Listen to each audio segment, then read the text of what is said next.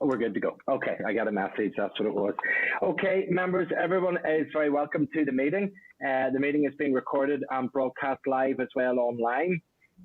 Could I ask all members, as ever with these meetings, just to make sure that their microphone is switched off if they are not participating, and only to switch their microphone on whenever they're making contribution. That leaves less feedback coming through the system and sounds and noises. And also to use the raised hand function, which I will endeavour to do my best to keep an eye on down the left-hand side of the screen for people whenever they're looking to talk. And just to remind, as we get used to this and bed in, that once you click the raised hand, once you get selected to speak, if you could just unclick that again, because it needs to be deactivated as well. As ever, for our second week, we're on a fully virtual meeting format, and just to ask all of the members, officers and public just to bear with us that there may be an occasional technical blip, but probably only if Trevor asks us to go into committee again, but we'll wind him up there for that. Okay, Clerk, can I ask Michael if there are any apologies? No, none received, Chair. Okay, so we just, there might be a standing apology for Stelford, which I think maybe we should record at this stage, but we'll wait and see if the other Trevor joins us then. Folks, I'm just moving into Chairman's remarks then. If I could just begin by maybe some conversation about the protocol issues. I mean, this committee is tasked with scrutinising the work of the executive on Brexit, and it is fair to say that there have been a number of issues from the end of the transition period. Now, the impact of exiting the EU was always going to be a task, and it was never going to be a small undertaking, and there was going to be no easy way to manage that, and that's certainly one of the reasons why I supported Remain. But I accept that we are where we are, and that we must use democratic means to challenge it, and that this is the only acceptable way to challenge matters pertaining to Brexit. And I think that we all have to recognise that words are powerful and that words can have an impact. And it can be easy for us to think that we are simply participating here in a Starleaf for a Zoom type meeting, but actually the comms people do tell us that there can be up to 100 people observing this committee meeting as an example, and what we say here can be amplified out into the community, and it's why we must continually moderate our language, moderate our tone, and moderate our behaviour.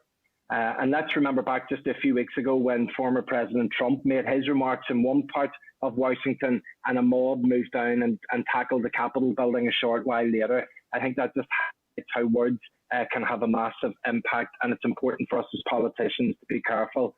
So I would urge the ministers and our executive to tone their language down and to dial down the rhetoric, and urge everyone to take a long, deep breath before participating in any protocol debate. And with cool heads prevailing, we'll let the elected representatives in problem-solving mode, not problem-enhancing mode, do our work to seek the solutions and the resolutions to the issues that are identified, and some of them which are just a few weeks old. I also would like to maybe add my voice to the condemnation, as I'm sure the whole committee would, to the shooting that took place last night in North Belfast, in which a man was shot dead. Violence can play no part in a civil society, and such actions are reprehensible and must be condemned. And my thoughts and prayers are with the family of the victim at this time. And also, it would be amiss not to condemn the actions against the constituency offices of our colleagues in the Strangford constituency. Likewise, there's no place for an attack on democracy in a manner like that. And those members going about their business in their constituencies and their staff must do so knowing that they are going to be safe. I also need to update members that yesterday we met with and gave evidence to the Shannon Brexit Committee. I was a little bit disappointed with the attendance at that. There was just myself and Martina and Emma. Certainly not disappointed with those attending, disappointed with the lack of people attending. When we gave evidence to other committees, such as the House of Lords and others, there was an excellent turnout. And I know that the committee yesterday really appreciated our input and said that they would like to have continued interaction with us.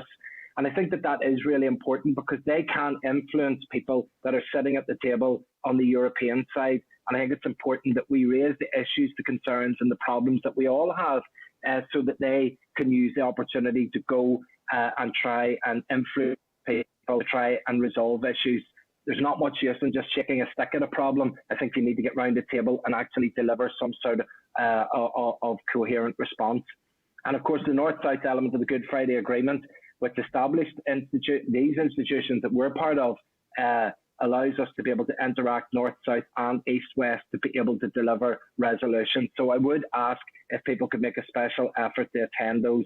And one outcome from yesterday was that they, as a committee, have asked to give evidence to our committee so that we could have another meeting. And I would make that a proposal. And I think that they have indicated that if it suited our committee, the 10th of March, I think is the date that they would be interested in putting that into our forward work programme. So would members be happy with that? Okay. And then Here. I would just like... Here. Yes, go ahead, Emma. Yes. I was just going to say, just in advance of that, obviously that gives us just over a month if we can ensure that members are going to be in attendance, because I know you've touched on it there yourself, but I know that the other members of the Shannon committee yesterday had made reference to the fact that, you know, the conversation that we're having was about Brexit, and particularly in wake of the threats or the talk of threats at Larne yesterday, that it was unfortunate that there was no unionist representation, and in light of the conversations that are ongoing throughout the media over the past 24 hours, I think it's important that we have these conversations openly and that everybody is at the table. So if we can have a sort of an opportunity before that, just to ensure that there's going to be maximum representation, because it doesn't really, if it's just an echo chamber, it doesn't really make much sense and there's no benefit to it. It would be good to have as many members as possible present. Absolutely, and hopefully with the next one being a presentation to our committee, that we will have our normal committee attendance at that, and that will hopefully help. I appreciate that yesterday the Assembly was sitting yesterday, and that it was quite quickly organised, and there may have been other priorities, but I appreciate Emma, yourself and Martina for coming along and helping, because it was 2 hours and that would have been a long grilling on my own for 2 hours answering questions. Look, finally, on the Chairman's business, I want to offer best wishes to former Junior Minister Gordon Lyons, who is currently taking up the role of the Agriculture Minister, DAERA Minister, and also to wish Gary Middleton well in his role in the period ahead, taking on the junior ministerial role. I'm sure that we can offer to Gary our best wishes and assurances that we'll treat him well whenever he comes to the committee and put him under lots of pressure to ask questions. But we certainly wish Gary well in that role. Martina, your hand is up, but your screen is blank. Maybe we'll get you back in. Maybe it's probably on the matters arising, but we'll pop on and we can come back to Martina to see what it is that she was contributing on. Item 3 is the draft minutes. They are a draft minutes of the meeting that was held on the 27th of January. They're at page 6 of the meeting pack. Are members content that the minutes are a true reflection of the proceedings? Okay, I shall take that as yes. All right. Okay, there were no matters arising from that for myself. Anybody else, any issues they want to raise from the last meeting? Okay, well then I think we can move on to item 5, which is the High Street Task Force. We will maybe ask comms to bring Chris Stewart up into the spotlight for us, and also maybe while we're doing that, if I could just ask one of the committee, maybe Craig if he's listening, or Carla, if maybe you could just check with Martina, because to see that she's dropped out of the call, so there may be some problem. If somebody could check in with her, and then we'll work with comms if she comes back into the audience to move her up into the spotlight again. But Chris, you're very welcome. Again, thank you for coming along for today's meeting to give us an update on the High Street Task Force, which is obviously a very important issue and a very keen issue at the minute. There are significant problems with the High Street that were pre-existing, and certainly COVID has continued to exacerbate those problems and amplify them, and people on those high streets and those businesses will be looking to the executive and to Stormont for some assistance and direction. So maybe if I could pass over to yourself to give us a bit of background on the High Street Task Force, and then we can follow up some questions afterwards. Thank you, Chair. Good afternoon, members. Chair, you've summed it up, I think, very neatly in terms of the scope of this particular set of issues and its importance. This is a follow-up to the written evidence that we provided to the committee, I think, back in November. It seems a while ago now. Unfortunately, I can't give you a definitive statement of the outcome on this matter today because it's still with ministers for decision. But I can provide members with an update on the work done since November and an indication of emerging ministerial thinking on taking this forward. As the paper indicates, the work began with an initial scoping exercise involving officials from a number of departments. And I think this just illustrates the breadth of the challenge involved because it was necessary to bring together colleagues from communities, infrastructure, economy, DAERA, because small town and village high streets are important in this, and also, of course, the Department of Finance. That officials group examined the range of existing initiatives that are ongoing, and that's everything from public realm interventions in support of high-profile events. Members will remember what was done in support of Giro d'Italia. Other interventions such as city deals and the ongoing Belfast City Centre Regeneration Task Force. We also looked briefly at a previous incarnation of the High Streets Task Force here in Northern Ireland, and of course to existing similar initiatives in other jurisdictions. And in particular, we focused on the English, Scottish and Welsh High Streets Task Forces. We followed that up then with some engagement with individual stakeholders, broad range involved there, Retail Northern Ireland, Confederation of British Industry, Hospitality Ulster, Institute of Directors, Northern Ireland Retail Consortium, Northern Ireland Chamber of Commerce and Trade, Federation of Small Businesses, NICFA, NILGA, Belfast City Council and NIGICTU. Perhaps one of the most surprising things in that engagement was the very, very high degree of consensus amongst that very broad range of stakeholders on the issues to be addressed. And you summed them up, Chair, in your opening remarks. It's recognised that our town and city centres face a range of economic and social challenges. And whilst the COVID-19 pandemic has exacerbated and accelerated many of those problems, many of the challenges are long-standing. And they predate the pandemic, and they stem from factors such as the financial crisis way back in 2009, some prolonged underinvestment in some of our infrastructure, and of course changing patterns of retail and consumer behaviour. And again, we've seen some very stark examples of that even in recent days in terms of some of the announcements that have been made. Stakeholders are very clear that this calls for a strategic response. They recognise there are no quick fixes on the high streets, although there are things that urgently need to be got underway. It needs departments and local government working in partnership to deliver a vision for sustainable town and city centres as thriving hubs for retail, services, hospitality, residential sectors, much more of a mixed economy than perhaps we've seen in some high streets in the past, and to view them as places, as communities or ecosystems, and not just single sectors. So we also looked at established and successful good practice elsewhere. And again, there were a number of common themes or elements that emerged very quickly. Firstly, successful task forces all have a long-term vision and a strategic approach to delivery. They all have at their centre local civic leadership and capacity. Local government really has a very key role to play in this. They have a role in contributing to and influencing policy, and they see access to ministers as being very important. And they have a role in what we often call joining up and bringing together a range of programmes and initiatives, both new and existing, to increase their synergy and efficiency. That was particularly strong in the Welsh Task Force. They'll have a role in the production of guidance and best practice, and they'll also have a direct delivery role in projects and funding schemes.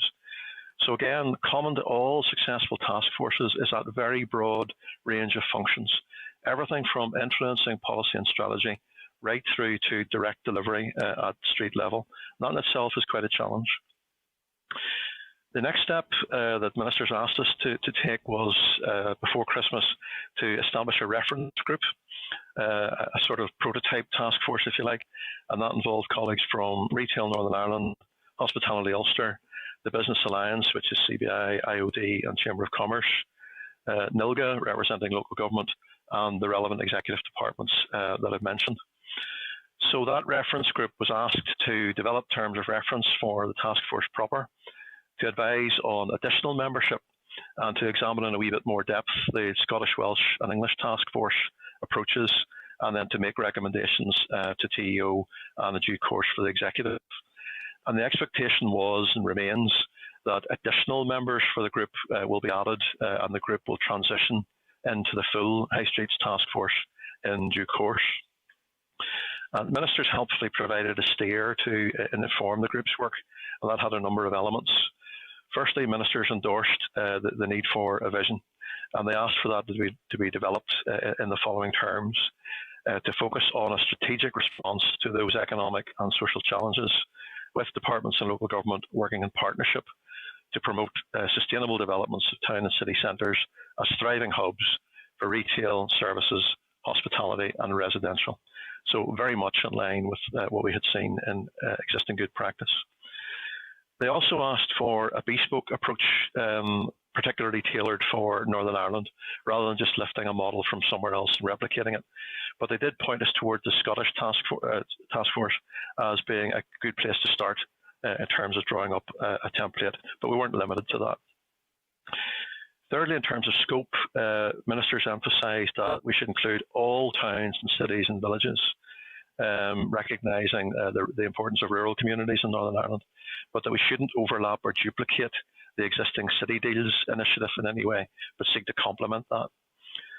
In terms of structure and governance, ministers made it clear that they didn't see the need for a quango or a formal body to be established. Rather, the task force should be an informal structure, but one which needed to operate in a very clear governance framework of programme and project management, learning from some recent lessons in that regard. It should have a project board chaired by the junior ministers and would include key stakeholders as full project board members. Again, ministers emphasised the importance of co-design and full participation. It's certainly not something where we merely consult stakeholders on that. The reference group endorsed that mission and pursued it with alacrity. They met 4 times before Christmas. Again, a very high degree of consensus amongst the members. I'm very grateful to them for the very positive and constructive engagement by all of them, particularly at such a difficult time for their sectors and for many of their members. So they provided recommendations to ministers that built on the initial scoping paper and which reflected back that steer given by ministers. And that is still under consideration. Ministers are looking at it very carefully, but they have given some indications of their emerging thinking and asked me to share them with you in terms of the vision, the role and the membership of the task force proper. So firstly, in relation to the vision, ministers have accepted and endorsed the form of words that the reference group offered. So it's a pithier version of what I've talked about already, and it's this: sustainable city, town and village centres, which are thriving places for doing business, socialising, shopping, being creative and using public services, as well as being great places to live. Secondly, in terms of functions, ministers looked at the 5 functions that were recommended by the reference group and agreed that they are all required, but with one important caveat. And those functions are COVID-19 recovery, influencing policy and strategy, developing capacity, developing and promoting good practice, and driving and supporting intervention and investment. Now, the important caveat is that ministers have decided that, given the urgency, the immediate work on COVID recovery as it relates to the High Street should be taken forward by the existing executive COVID-19 task force. That will leave the High Streets task force to concentrate on the other 4 functions, which are rather more strategic and long-term. But of course, the 2 task forces will work very closely together. Thirdly, on membership, the reference group did not recommend any additional members beyond the group itself, but ministers have decided that it's important for the task force to have a very broadly based membership to reflect the breadth of vision that they've set for town and city centres, and therefore they're actively considering additional membership from local government, the universities, the voluntary and community sector, the culture and arts sector, tourism, and the housing sector. And they hope to reach a conclusion on that very soon. Ministers have also asked us to now look beyond the British Isles and to Europe and indeed beyond, because there are a number of international examples, I think, of innovation and good practice that we can draw on in the work of the task force. They've emphasised that sustainability will be a very important theme of the work going forward, and the task force needs to equip itself with experience and expertise in that area. And of course, we'll draw on our colleagues in the Strategic Investment Board, probably for that, and indeed other competences as well. Ministers have confirmed that the task force will be jointly chaired by the junior ministers. Finally, Chair, ministers are keen that the task force begins its work very quickly. So once the final membership is agreed, they've indicated they'll move very quickly to convene the first meeting and set out a timetable for the work going forward as a matter of urgency. Chair, that's a very quick canter over the ground. Happy to add light and shade to that as best I can. Okay, Chris, thank you very much for that report and update on where the COVID task force, where the High Street task force is. And, I think really I reflect that sort of pre-COVID, the High Street was on its knees, and I think COVID has just pushed it completely onto its back, and that they really are feeling like they are bewildered and disorientated, being able to try and adjust. And whilst I suppose maybe as a first question, I can understand that there is inevitably a connection between the COVID situation and its increase in the speed at which there's been an impact on the High Street. And whilst the executive task force is obviously going to take over the COVID recovery element in the early stages, is there any assurances there that, given that a lot of these issues for the High Street predated COVID and will continue when COVID is gone, is there just an assurance that any sort of work by the executive task force won't usurp or prevent any work of the High Street task force, so that it can do its work and continue on, and that the COVID is something that dovetails into it? Yes, Chair, happy to reassure you on that point. That's exactly, I think, how ministers see it. They've recognised that the High Streets task force is strategic. They haven't reached a firm decision yet, but it wouldn't surprise me if they cast that work probably in terms of a 3 to 5 year time span. Certainly will go beyond the current Assembly mandate. Now, hopefully we'll see the back of COVID and the back of the COVID work long before then. But I think there's a recognition that the High Streets task force work is, whether we like it or not, is starting off in a COVID context. To a degree will be shaped by the COVID-influenced world that unfortunately we dwell in now. But the problems that the High Streets have, you rightly say, that they've been generating for 10, 15, 20 years. I'm not saying it'll take us 20 years to make progress on them, but certainly well into the next Assembly mandate, perhaps even beyond. There's a lot of work to be done to undo the years of change. It is extremely challenging and extremely difficult. I'm conscious that from time to time it might sound as if we're sort of signalling that we're abandoning retail. Absolutely not. Retail will continue to be very, very important and a key element in our high streets. But I think all of the stakeholders recognised, and Glyn Roberts and colleagues have been very positive and supportive in this. There is a future for retail. We need to secure the future for retail, but it's a different future. The high street retail offering will simply not look like what it looked like even 18 months, 2 years ago, and we've seen that change very much accelerated by COVID. Yeah. And then, Chris, in terms of obviously looking at other, obviously Northern Ireland is running many years behind the other places. You've mentioned there that there's a lot of examples from the Welsh and Scottish work, and then also broadening that out to other European, and I've been told of some good practice in North America and Canada as well. But in your initial sort of look at those places, what sort of things do you see happening, without going in obviously the huge amount of detail, but what are the type of things that their task forces are doing and then that our task forces could start to replicate? I think ideally, yes, we would have a sort of an eclectic mix of the best bits of all of them.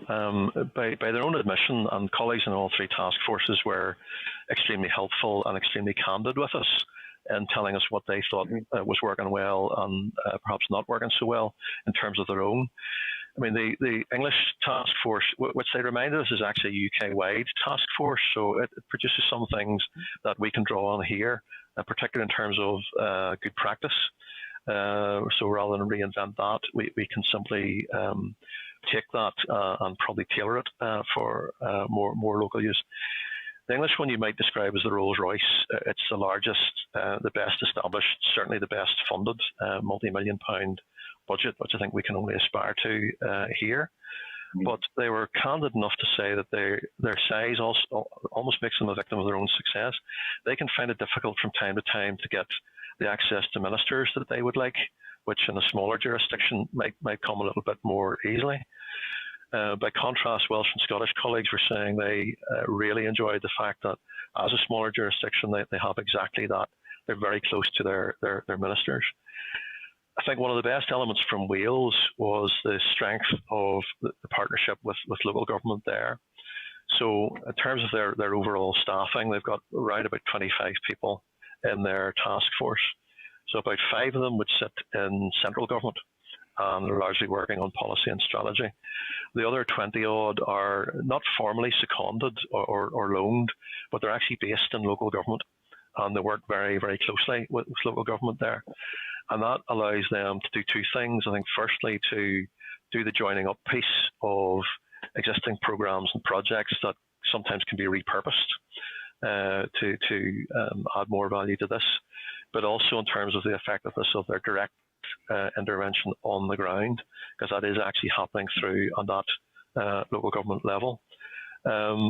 Scotland very similar to that, and the Scottish approach just very, very sophisticated. There's an interesting common element to all three, and it's a person, and his name is Phil Prentice. And he's someone the committee actually might be interested in hearing from at some stage. He's from here originally. He's an Armagh man, but he's lived in Scotland for 30 years. But he's leading light in the Scottish task force and an advisor to both the English and Welsh task forces. And he's a wonderfully open and candid straight talker, and was very, very helpful to us during that work. So I think if we had if we aspired to the sort of priority that's afforded to the English task force, that would be great. But I think if we could draw upon the sophistication of the Scottish approach and the really, really strong partnership with local government that's in Wales, those to me I think would be 2 very, very good building blocks for here. Okay. And look, finally from myself then, Chris, is there any thought been given to projects that are very close to what a high street task force could influence, and not letting them sort of develop without giving them some sort of thought? And I'll give you an example. In my constituency in Downpatrick, there is currently a large piece of land just off centre of the town centre that the Department of Communities and the local council are working to redevelop, and they're building up designs and working quite well. But it's just, if that's actually happening and it's a real live project that could rejuvenate the high street in Downpatrick, is there ways that the task force and the work that's happening from the executive office could sort of look in at a project that's happening in real time, rather than in 6 months or a year's time, a task force making certain decisions or directions or ideas, and then that one's kind of just sort of 8 or 10 months in this project, and it could be a spend of tens of millions of pounds to redevelop, but it would be good if maybe even to be used as a prototype to get the full thrust of all those various agencies and examples, because here's a project that's ready to go. Sorry, Chair. I think your question contains a very valid point indeed. I was, I suppose, a little bit surprised at the extent to which all of the task forces have a very direct intervention role. But as I said themselves, and this is your very point, once the concrete's in the ground, it's too late really to start influencing something. You need to get in there before that. They also, all three, were very strong on the need for the task force to challenge blight or a lack of development where it's occurring. And they're all absolutely mustered on where they see somebody land banking but not actually adding value and actually holding up development because of that. They do tend to intervene and get in and try and trigger something. Now, just how quickly we can get the task force up and running to the point where it's influencing real projects now, I think remains to be seen.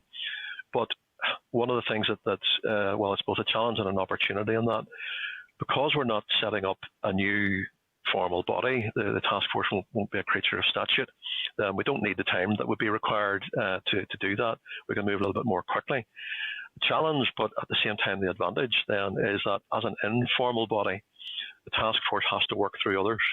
So where it's spending money, it's council money or department money that it'll be spending or influencing the spending of. But again, that's quicker than bidding for budgets and waiting for the outcome of a budget round and then seeing what you have. Likewise, in terms of powers, it'll be the council planning powers that need to be brought to bear on projects that, if there are projects that are perhaps out of kilter with the vision for a task force. So again, it's not that the task force has a raft of new powers in its own hands, but on the other hand, we don't have to wait for that raft of new powers. The planning powers are there with councils and working through and in partnership with councils. I think the idea behind this is that, yes, they do hit the ground running and they start to influence projects in real time. Okay. Well, look, I'll maybe come back to you again about that just to see if there's any connections possibly to something that like maybe another 12 or 15 months before it's actually starting to deliver on the ground, but it would be good to get that expertise. Chris, if you're happy, I'll pass now to the Deputy Chair, to Doug, for questioning. Chris, I hope you can hear me. Fascinating brief. Chris, can I just carry on a little bit from what Colin just said? And I'm just trying to get a better understanding. One of the things you said in your brief was that that the high street in 20 years is going to be nothing like what the high street is today, or words similar to that. Could you sort of give us an example of that? Well, I mean, what do you actually mean in regards to that? What is England, Scotland and Wales delivering in their high streets as part of their high street task force, which is making change that we would see as a physical change on our high streets and how they work? I think there's two factors that they would point to. One of them, and again, all three task forces said this, is the need for what in broad terms you would call anchor tenants. So if the anchor tenant is no longer, the big name high street retailer or the department store, then you need a different anchor tenant. Now that might be a different type of retail, or it might be a mixed development of housing and retail, or it might be public services. It might be a new public service hub somewhere, but something which starts to change and shape and drive the particular place or the ecosystem or the dynamics of what's there. Something that gives a citizen a reason to be on that high street. It might be because they live there, because they socialise there, because they're accessing and consuming public services there. But it's a broader range of reasons than just, that's where the big department store is. That's no longer going to be enough. I think the other thing that they would say is that the days of and this sounds a bit pejorative, so forgive me, but the days of the sort of identikit high street are over, where you walk down any market town anywhere in these islands and you see the same retail brands. That's changing, and an awful lot of that is going on online. The successful high streets that they're pointing to are all bespoke. They all look different. The local example that come up quite often, I'm not sure whose consistency this might be, but I'm told Newtownards is thriving. Well, not right now because everything's closed, but in the period between the restrictions, Newtownards is still doing very well, as were some other towns, and some others were not. Phil Prentice illustrates this with a very personal anecdote. He's lived in Glasgow for 30 years, but he still buys his clothes in the calls of Lisburn, because he says there is a unique local offering there. There's something, and perhaps I should say other high street retailers aren't available. There is something there that he feels he can't get online or he can't get anywhere else, be it a level of service or a particular brand that he wants to access. And he says that's where success is in retail. it has to be, and it's as crude as this, something that you can't get online. It's very easy to say that. Of course, it's very, very challenging to provide. But there are lots of examples of people doing it successfully. So the plans will be different. We will see different master plans, I think, for somewhere like Belfast, which of course will be unique and different anyway. But Belfast will look different to Banbridge, and Banbridge will look different to Belcoo, and we need something that works in each of those locations and other locations. And the work of the task force, I think, is to ensure that we've got the capacity and then provide the support, the wherewithal, and where that's not happening, to drive the change if that needs to be done. Can I then just ask, Chris, just on the back of that, that's interesting. Will there be a real drive then for town centre living or above shop living? Is that, I mean, clearly in Belfast that's a thing, but it's less of a thing in Lurgan, it's less of a thing in Portadown. Is that a drive that with the task force will look at sort of increasing that? Yes, I think is the short answer to that, and that certainly has featured strongly in all of the task forces to date. Now, just on that particular element, I think there's a sort of contrary COVID dimension, at least just right now, where, whether it's correct or not, I can't say that I've seen the evidence, but I've seen the anecdotal reporting of house prices dropping in town and city centres because, as a reaction to COVID, it's thought that there isn't quite so much demand for city centre or town centre living. But one would hope that would be a transient phenomenon. And again, we'll just see town and city centres just being envisaged differently, and much more so maybe than has been the case in the last 20 years, very much being seen as places to live and partake in all those other activities as well. Chris, thank you. I guess I'm with you on that. And one very brief one, if I can, please.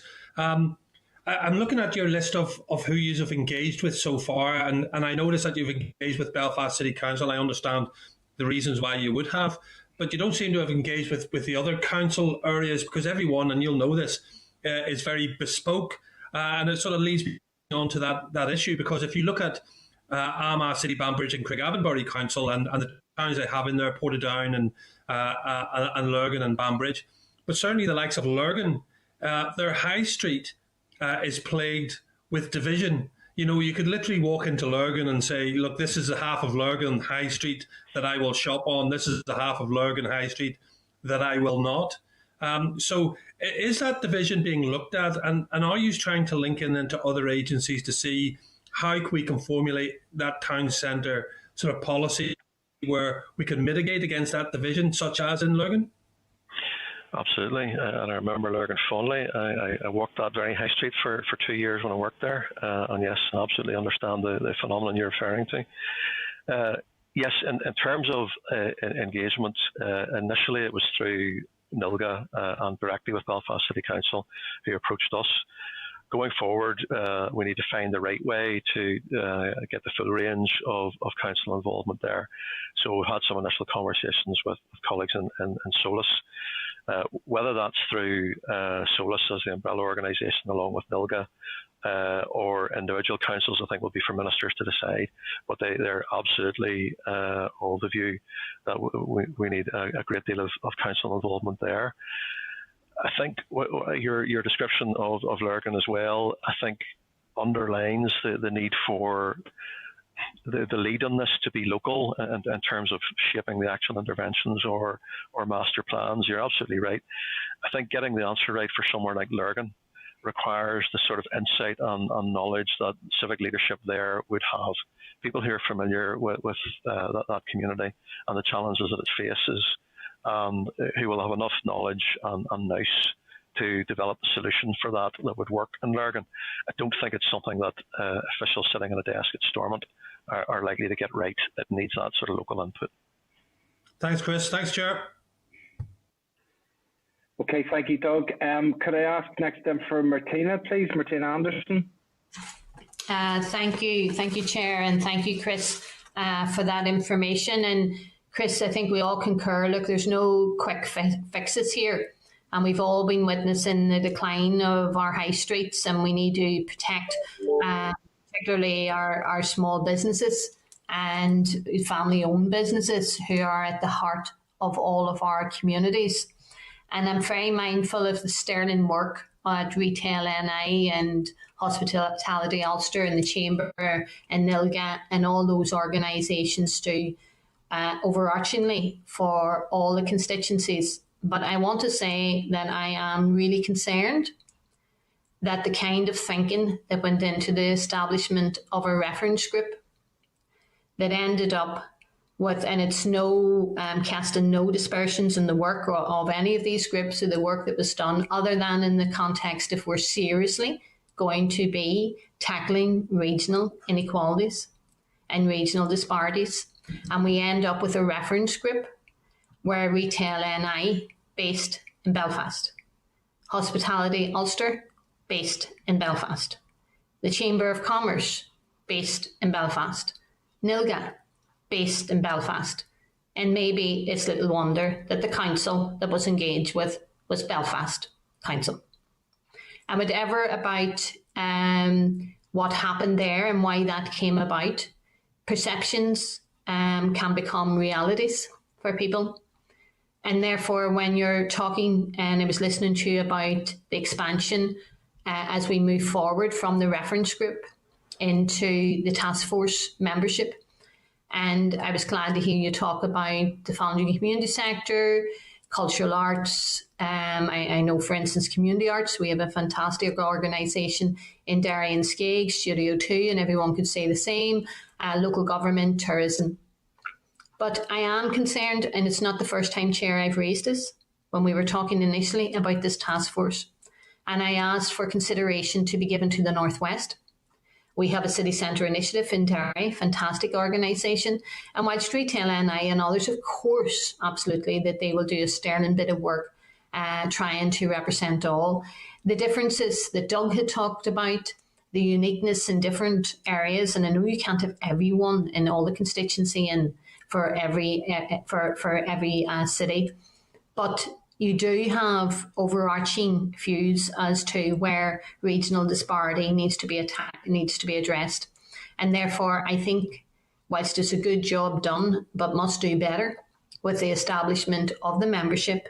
And Chair, given that we raised it before in this committee, before the reference group was established, I have to say I'm concerned that perhaps the views of the members on this group of our committee were ignored when the reference group was established. Thanks, Martina, and I absolutely understand the point that you're making. You'll forgive me if I make the obvious caveat that decisions in membership are a matter for ministers, but absolutely understand the point that you're making, and absolutely understand the importance of avoiding any perception that this is a Belfast-dominated enterprise or that it's only going to focus on Belfast. For I think two very important reasons. One is the reason that you've given, which is that we need to deliver in terms of this task force for every city and town and village centre in Northern Ireland, and they're all different and they all have different needs. But the other reason as well is we've talked about good practice in other jurisdictions, we've talked about good practice internationally. There's also some good practice here, and you've mentioned some of it in the Northwest. So there's good practice locally, and we need to get out and find that, and we need to bring that into the task force. So the assurance that I'll give you, to whatever extent I'm involved in it, is that the doors of the task force and certainly the doors of the department are open. Not only are we willing, I would look forward to engaging with stakeholders who will have something to offer on this in terms of a better insight into the needs of the communities that they serve, and examples of good practice that we can replicate elsewhere. So, more than happy to try and make up for the deficit on that. Happy to be guided by you as to which doors we should knock or email accounts we should access. Chris, I appreciate that response, but you'll also appreciate in my role as a Derry MLA, and I will stand up for Derry in every opportunity, as every other MLA will stand up for their own constituency. I don't want them just engaged with as a stakeholder. I would like them around the table in the shaping of the decisions, and that's an ask that you will probably get for many of the constituencies. So I appreciate what you said, that you'll take that into account, and hopefully when the membership of the task force is formulated and decided upon finally, that can be taken into account. Chris, can I ask you, because I don't know if you have touched upon this, if you've looked at this, or you can influence it, because the whole issue of the voucher scheme, and it was a fanfare of an announcement, and I know it was announced before the restrictions and all of that. But I think due to a lack of preparedness and planning from the Department of Economy, that we've had to hand back, or they had to hand back 90 million for a failed scheme. Now, we know the town centres aren't open, we know the people they footfall, but I do think with a little bit of imagination we could have found a way of ensuring that we were able to, we all go online, many of them now, the stores are online, we could have been trying to see how we could access it online. So is the task force, even in this reference group, is that work done, or will there be some kind of engagement with the Department for Economy on this, and have, for instance, a task force or others being able to submit alternative proposals and schemes to the department for the economy, so that they can go to the Department of Finance and show how this money can be spent. Our retail, our shops, our local businesses, our small businesses, that was revenue and funding that they could be doing with. And the fact that we had it handed back through maybe lack of imagination, or someone not having the foresight to look down the road ahead, see that the shops were to be all closed, all understandably as to why that is the case, but showing that they could develop a scheme so that we could spend that still, because I'm concerned that it could be lost now. The opportunity that we had could be lost for our city centres. Unfortunately, I can't comment on that particular scheme simply because I wasn't involved in it. But your broader question, the short answer is no, that isn't something that the reference group particularly focused on. Now, that's not to say that the reference group didn't take a strong interest in COVID recovery, or indeed we might term it COVID survival. They did, and the reference group's very clear view was that that's actually the first and top priority. Ministers have indicated that they recognise that, they agree with that, but that they're minded for that particular strand of the work to be taken forward by the existing COVID-19 task force. And I think the main reason for that is the very one that you've given, that really needs to start right now. It can't even wait for a High Streets task force to be established. So it's colleagues on the other side of the department, under Jenny's leadership as Hawks, who will be considering those particular issues. Now, I know that the members of the reference group, and I'm sure the High Streets task force proper in due course, had and will continue to have a very strong interest in that, and I know they will want to be involved. It's not something that they're just going to wash their hands off and say they no longer have an interest. They clearly do. So they'll want to work very closely with the COVID-19 task force in trying to find answers to that challenging question. What's the best way to use the resources, and where's the most immediate need? Chair, perhaps we could write to the committee of the economy just to find out, have they been exploring with the department other potential schemes?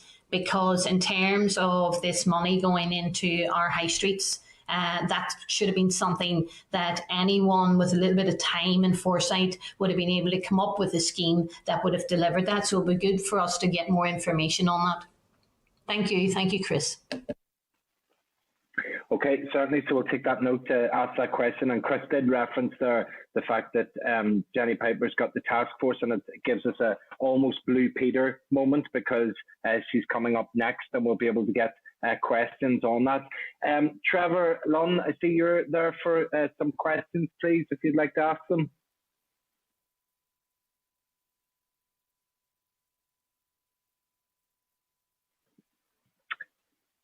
If Trevor is there, I don't see him on any of the screens at the bottom there. So he may be currently in his kitchen making a cup of tea, or the lights are on a phone call, but maybe if we'll give him another second or two in case he hears us, and can switch on his microphone and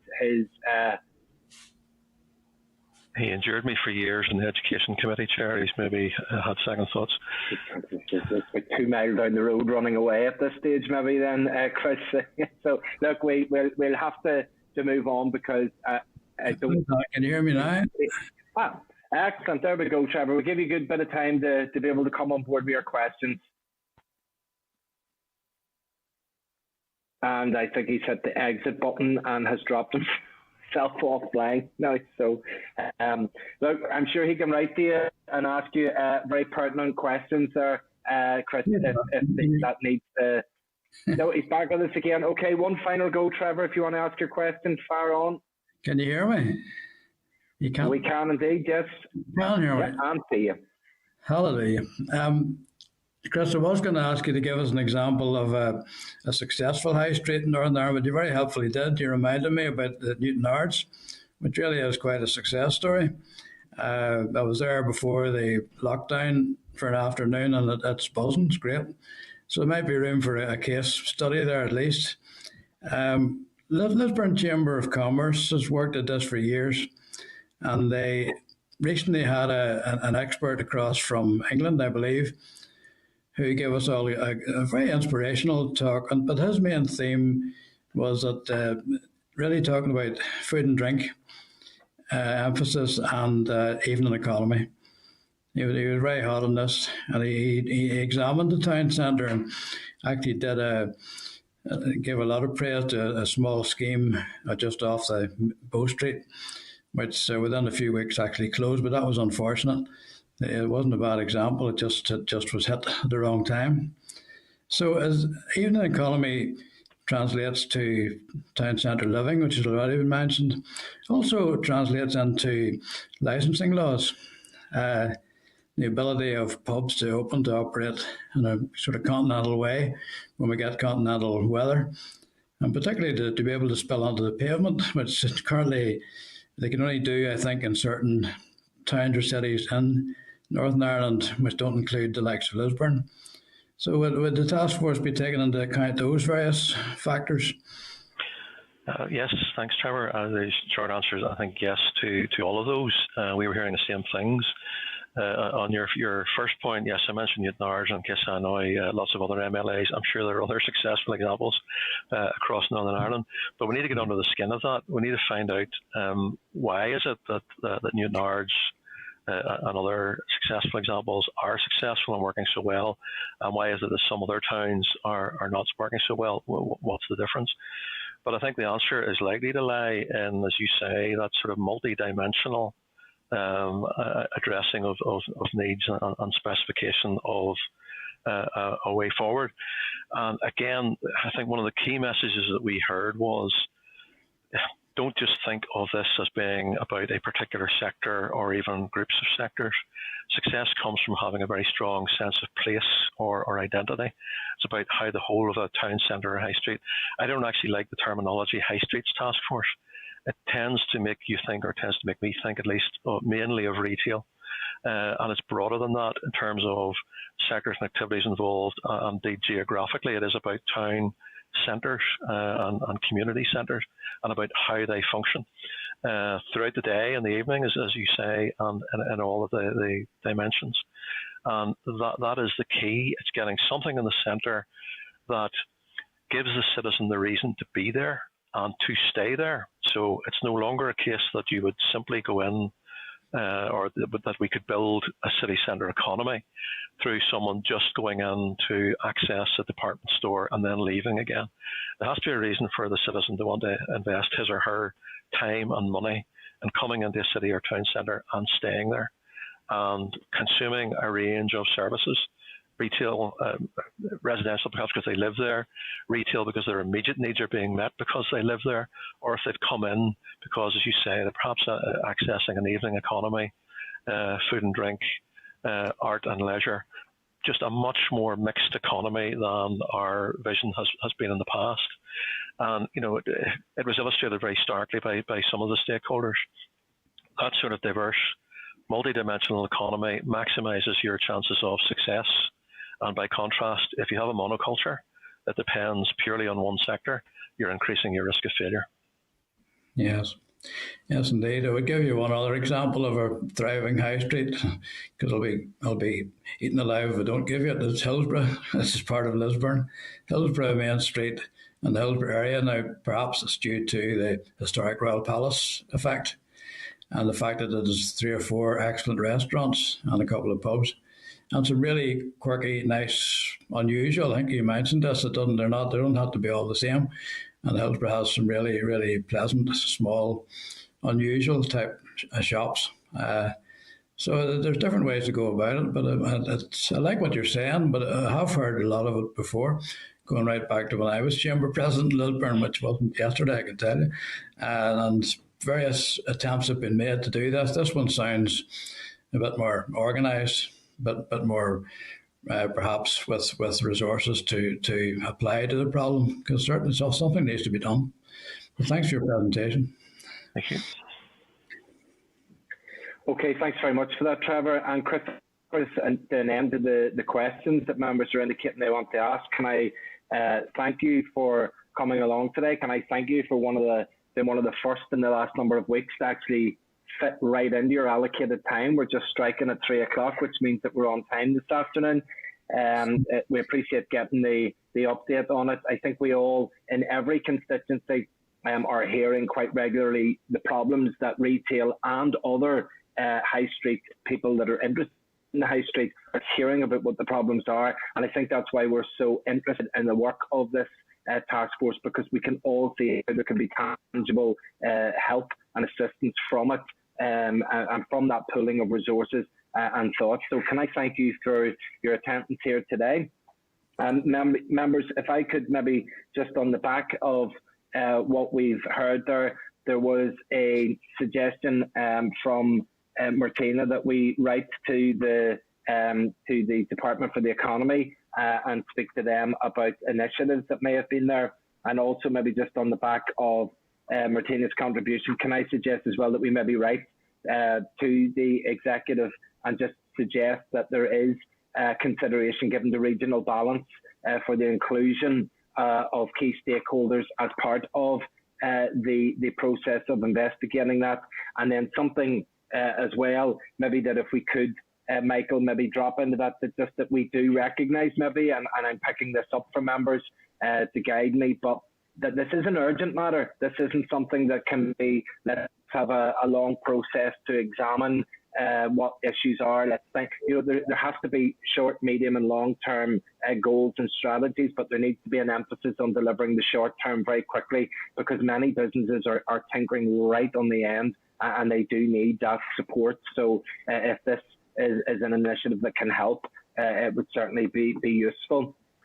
So members, if you're agreeable to that, then what we can do is we can just do a quick juggle round and then bring Jenny Piper up into the spotlight, along with Andrew McCormick and Mark Brown as well.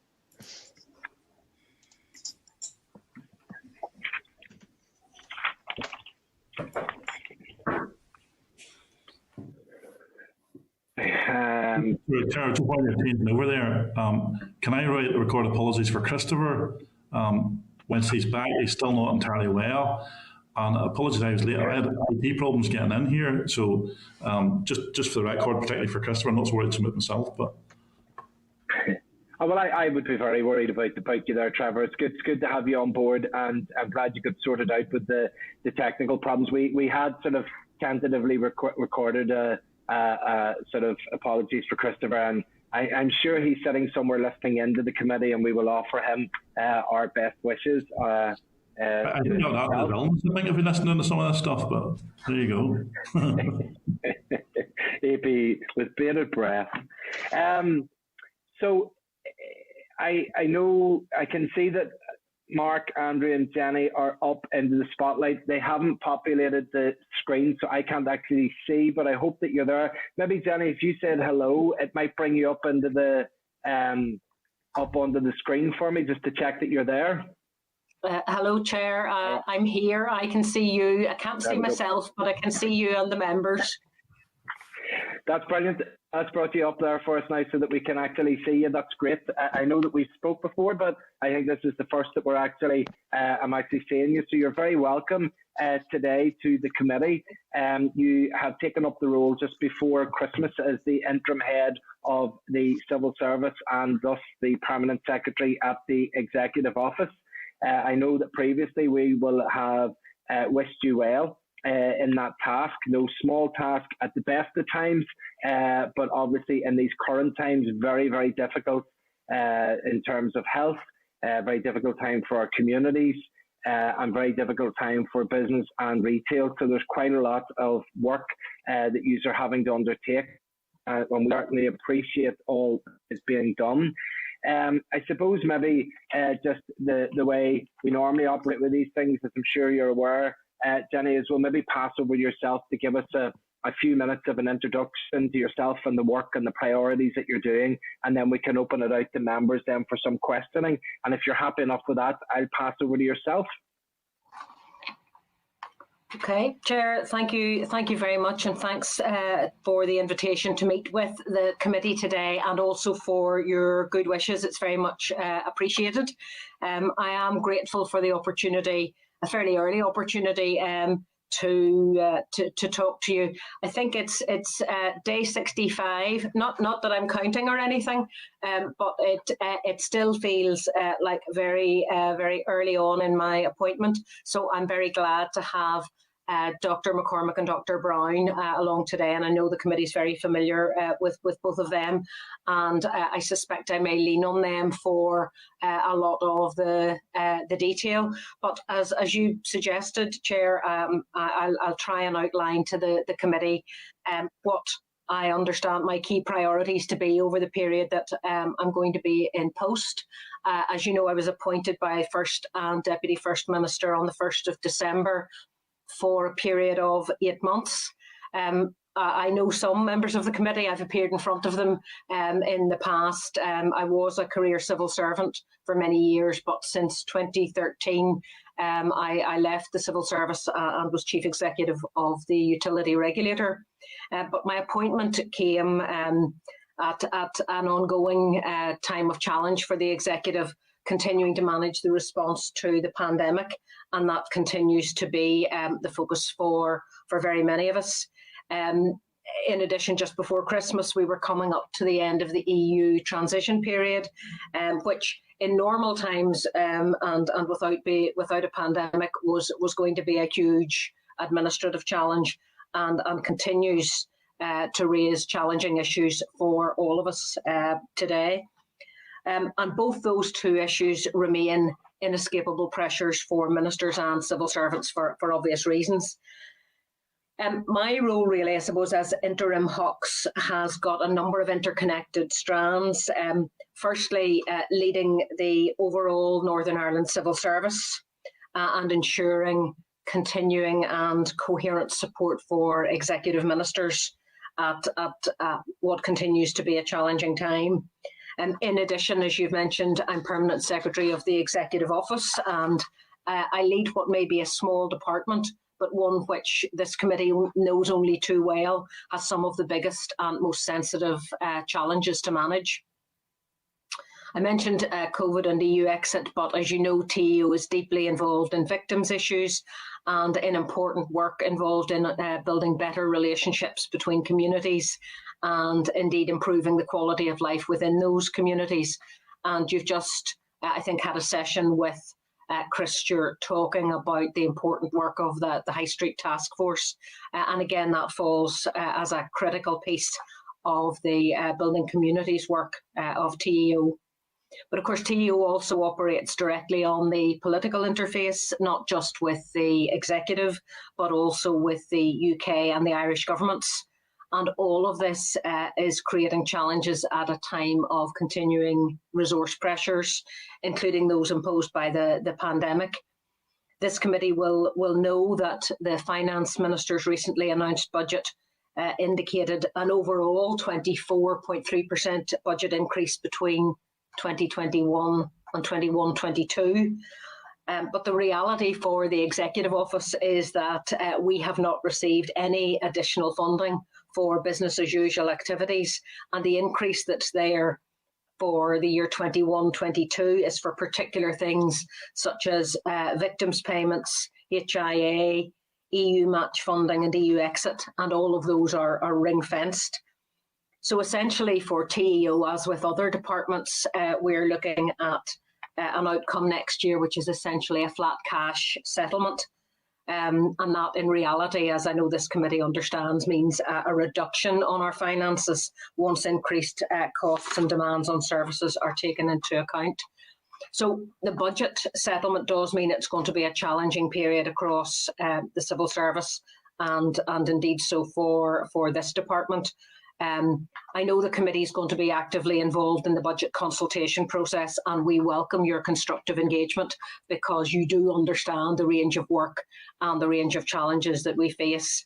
And I know Dr. Brown, who's with me today, will be happy to pick up on any specific budget questions. But the third leg, I suppose, to my role as interim HOCS is that I am formally the secretary to the executive committee, and I do see one of my key responsibilities as ensuring that the executive continues to function as effectively and efficiently as it can, as it works through the challenges of the pandemic. Part of the role is also to try and minimise any admin barriers that might be put in its way, as it continues to work with an unprecedentedly high level of intensity and on a virtual basis. And it is far from ideal, as you know only too well from a committee perspective. Starleaf or Zoom or one of the other platforms are far from ideal. And that problem, I think, is exacerbated for the executive, which I think would work much better, as many of us would, if we were able to be round a table together. So those continue to be challenges. But I want to pick up specifically on a couple of things, including the Executive COVID Task Force, which I know you'll be interested in. That was one of the key tasks that First and Deputy asked me to take on, to chair the newly established ECT. And I suppose really it was just a reflection of the extent and the scale of the pandemic and its enduring impacts, which continued to surpass the initial assessments back in March, April, May last year.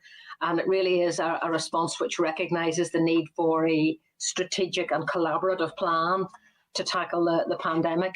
So the aim really of the COVID task force is to try and provide a bit of a step change in the executive response through coordinating a more integrated programme of work, both of response to the pandemic, which of course is being led, as it should be, by the Department of Health, but also in relation to recovery planning. And as chair, I convene the Strategic Oversight Board that meets regularly. In fact, it's meeting this afternoon, and when I finish with the committee, I will be joining that Strategic Oversight Board to pick up on progress. We have structured our work around 4 work streams. The first relates to the ongoing management of the pandemic. That work stream is around protection. It's led by the Department of Health. But then we're looking at adherence and behavioural issues related to the restrictions. We're looking at strategic communications, and I can say a bit more about each of these work streams in due course. But also critically, as I mentioned, working on recovery, when that starts, what it looks like, what it needs to involve. And work under each of those strands is being led by permanent secretaries from Health, Economy, Communities and Justice, as well as the Executive Information Service, and they all sit on the Oversight Board. So our priorities for the next 4 to 8 weeks really are around developing a pathway to recovery, which will essentially act as a roadmap out of the current restrictions, looking at ways of increasing adherence to the public health guidance and regulations, and enhancing the executive's strategic communications capacity. So I'm happy in questions to pick up on any of those strands, because I suspect that's an area where I know you have a great interest, and I imagine committee colleagues do likewise. But just in terms of other big challenges, like any major organisation, the Northern Ireland Civil Service is facing significant challenges, not just in responding to the pandemic, but also in terms of improving the scope and the responsiveness of its services to a wide range of customers against a challenging financial constraint background. And we have to work through challenging recommendations coming out of the RHI inquiry and also the Northern Ireland Audit Office report on capability and capacity in the civil service.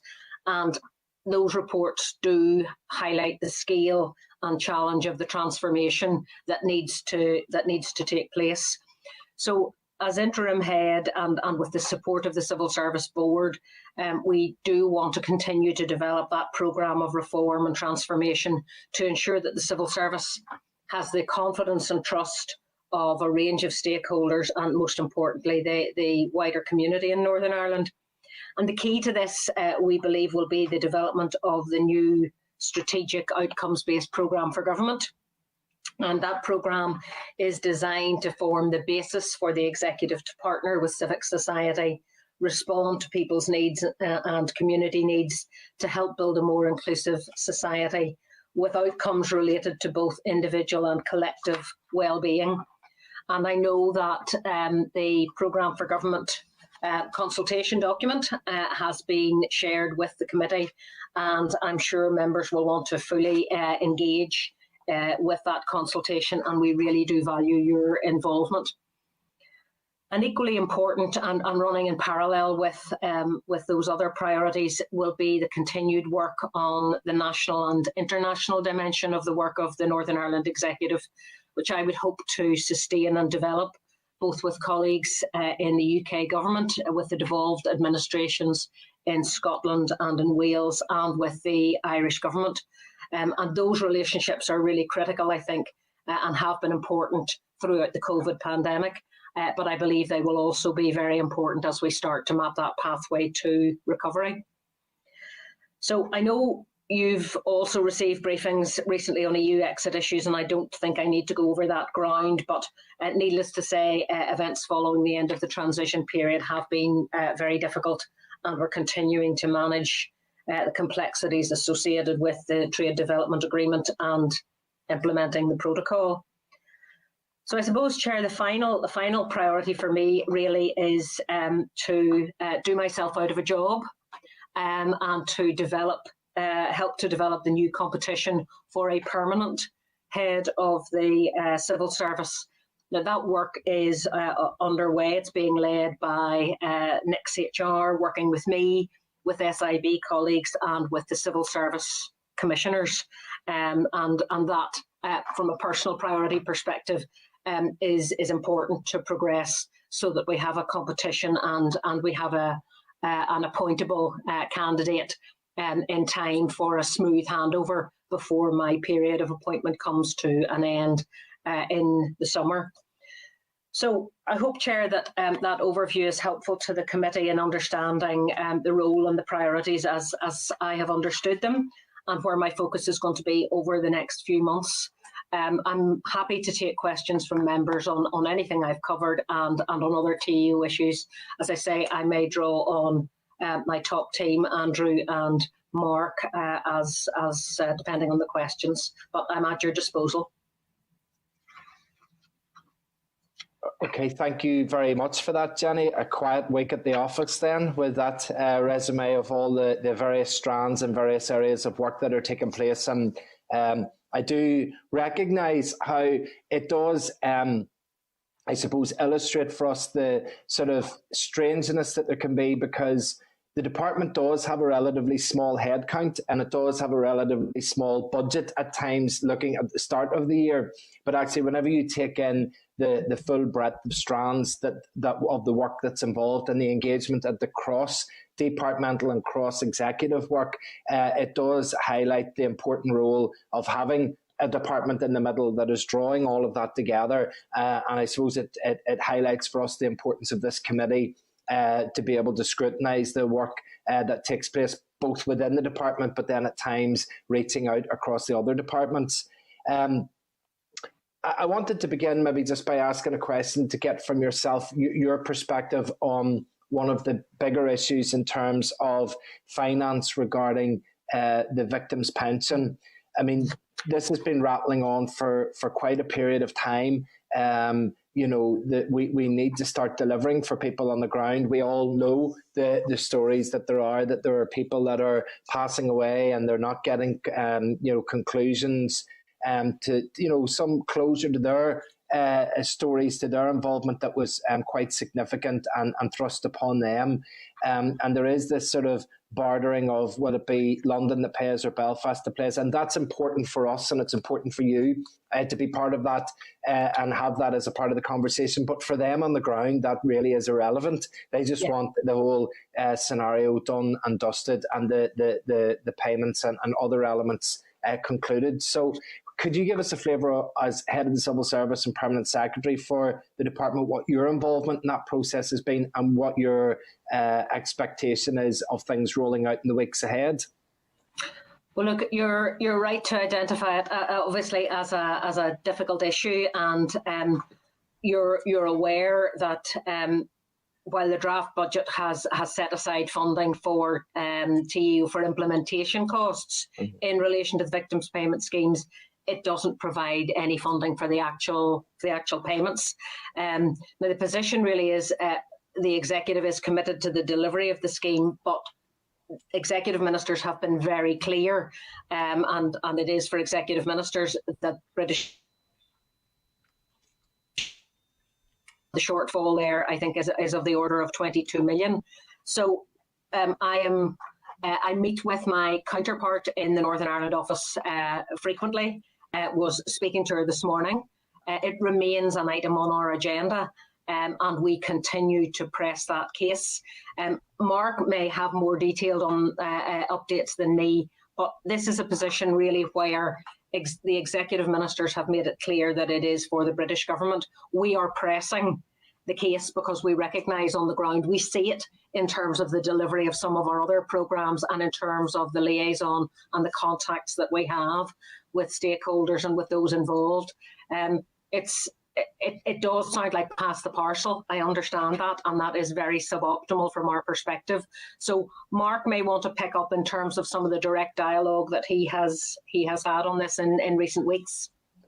I think just to add to what Jenny has said, there is a request out for a meeting with the Secretary of State, which he has agreed to in principle, but that has yet to be actually arranged. But I think the important thing and the important point to emphasise is that while there's still that discussion going on about securing the full funding, all the arrangements that are necessary to deliver the scheme are proceeding. So I chair an oversight board and I work with the Department of Justice very closely on this. And we're putting all the necessary arrangements in place, including the Victims Payments Board, all the arrangements for assessment, for evidence gathering, for the IT system. All of that is being put in place, and there's engagement with victims groups about the application process to make sure it meets their needs. And the budget, of course, did also include $2.5 million for this year for those preparations to continue. It has also included $6.7 million for next year to ensure that the arrangements will continue and to seek to meet the time frame that was set out by the Justice Minister for opening in March. So I think the reassurance to victims is all of those preparations are going ahead and all the arrangements are being put in place, and it's really in the political sphere that the funding issue has to be sorted out.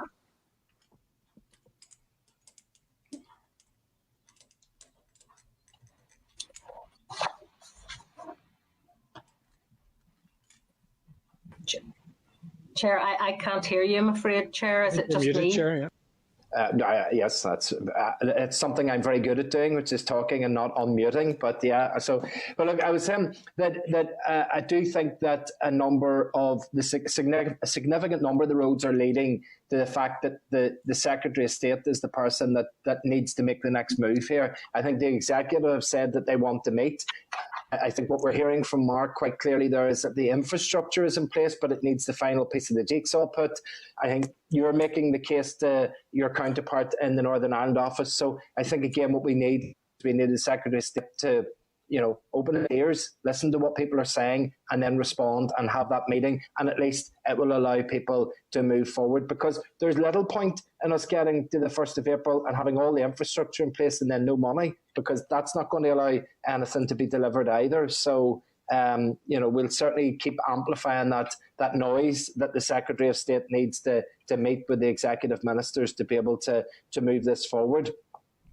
If I could ask a question about, you made reference to the COVID recovery task force, and we've just had the presentation from Chris about the High Street task force. And obviously the High Street was having significant difficulties before COVID. COVID has accelerated and exacerbated the problems that are there.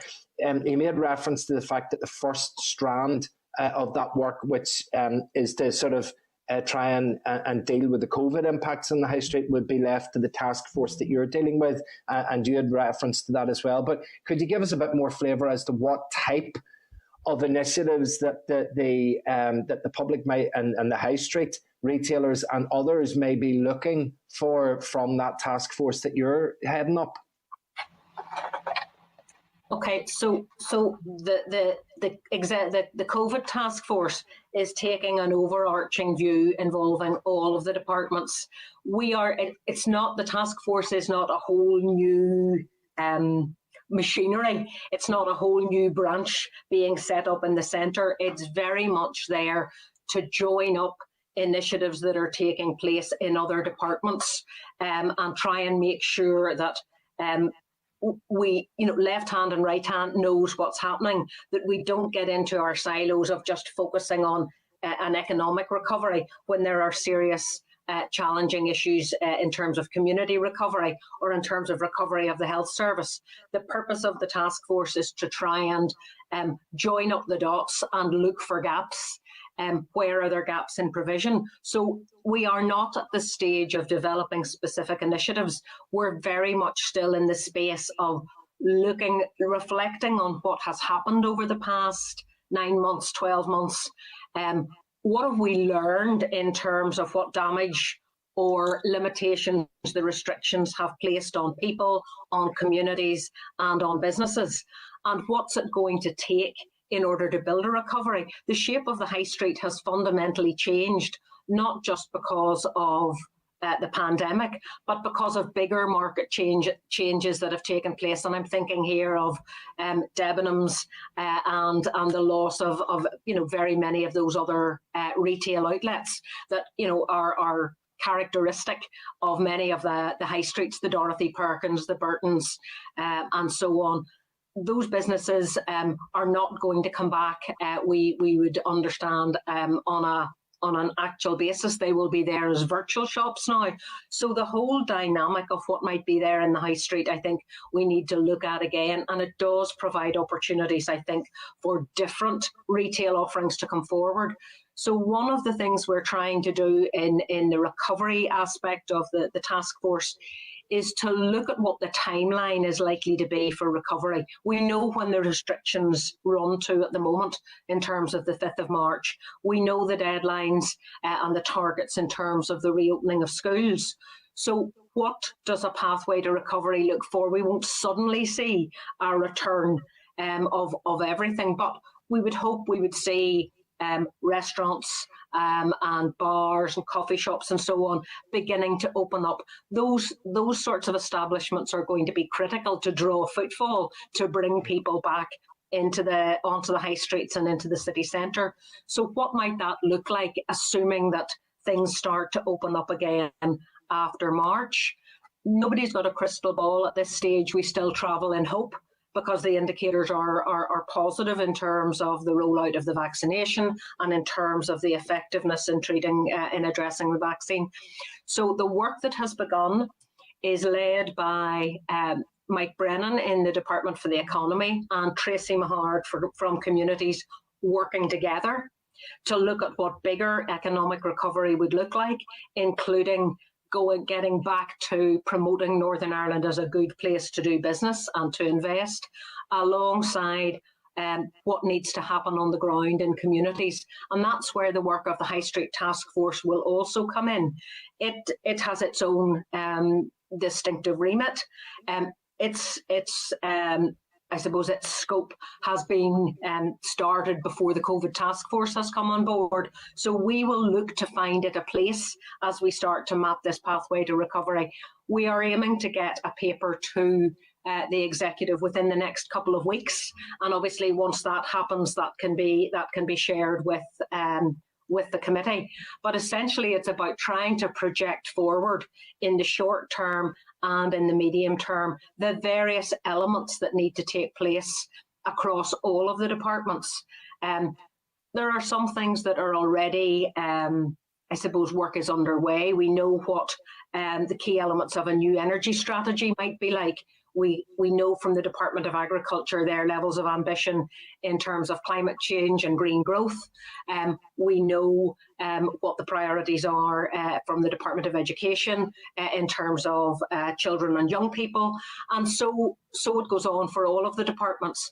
We also then need to look at the programme for government and how some of those outcomes in the programme for government get joined up as part of the recovery. So I know that all sounds, it's good civil service stuff, but the task force isn't at the point of, it's not going to be, the task force itself isn't going to be delivering.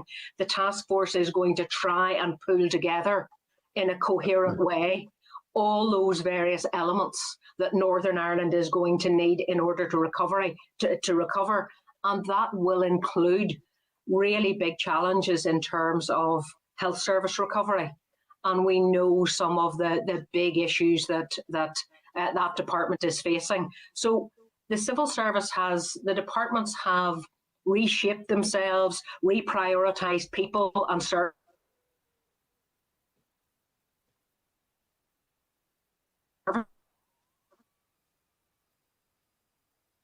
initiatives, and then the forward look aligned to the programme for government and to some of those other priority areas that are going to need a focus, like the High Street Task Force. So it's looking at a glide path exit from the pandemic and then a pathway forward, and that's being worked on this afternoon. I would love to be able to dip into the meeting and find out where they are and be able to share that with you. But hopefully within the next couple of weeks, Chair, that's something that we will be able to share with you in a bit more detail.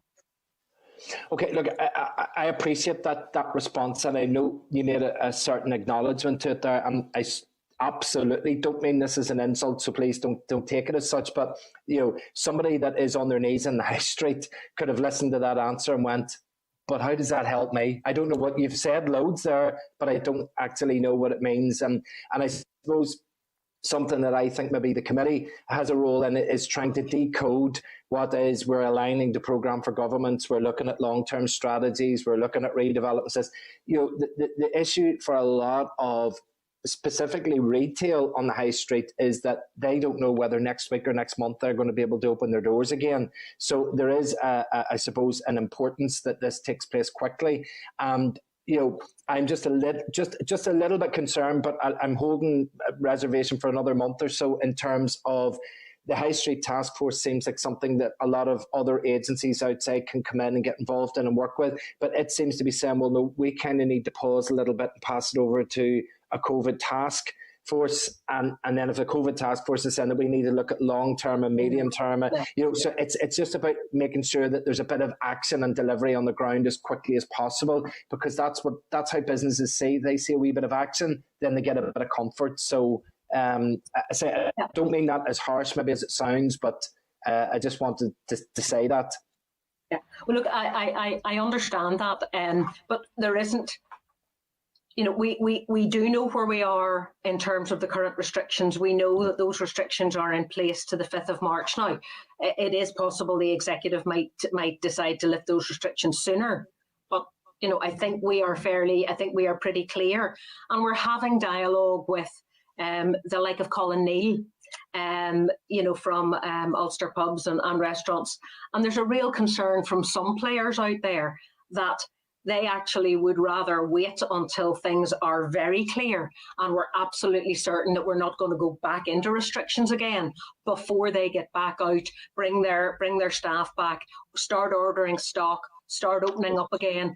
if there's a risk of them closing down again. So it's a really, if I'm sounding vague, it's because we're trying to balance expectations out there. There's no point in telling people that there'll be lots of good stuff coming down the road, but it might be March and it might be April, but it might be May or June.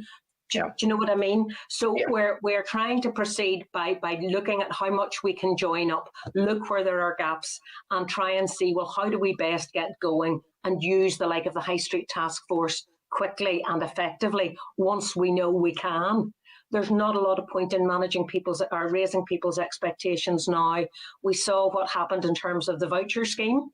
You know, expectations up here only to not be able to deliver. So this is very much about trying to make sure that departments are acting together and aren't just looking and thinking, well, okay, we'll plough ahead with our bit and never mind what's going on in terms of communities or never mind what's going on in the education sector.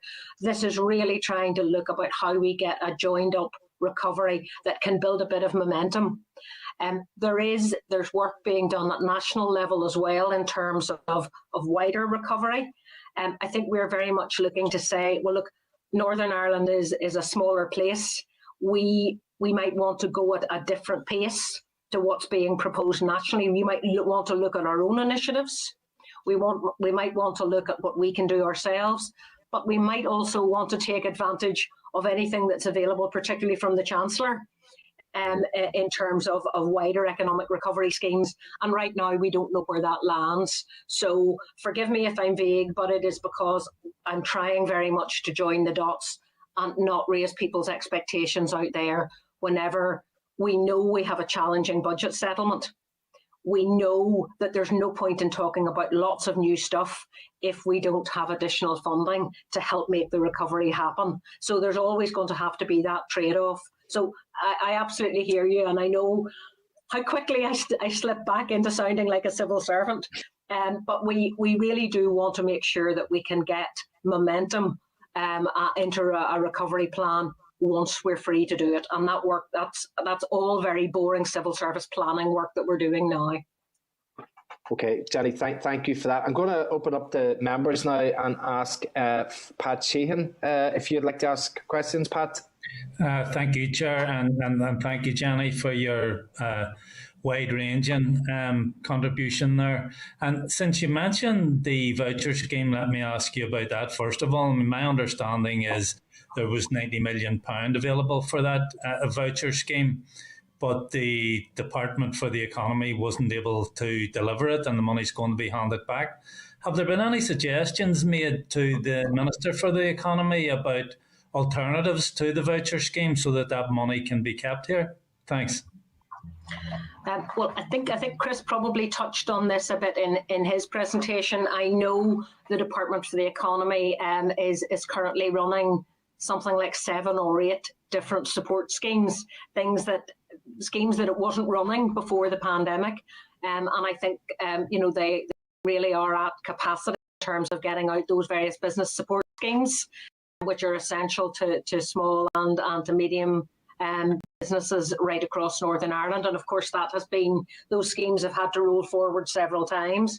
So I know the Finance Minister has been very keen with executive colleagues to try and find alternative uses for any money, even at the centre, even if it's not for the Department for the Economy, if it can be brought into the centre and utilised elsewhere.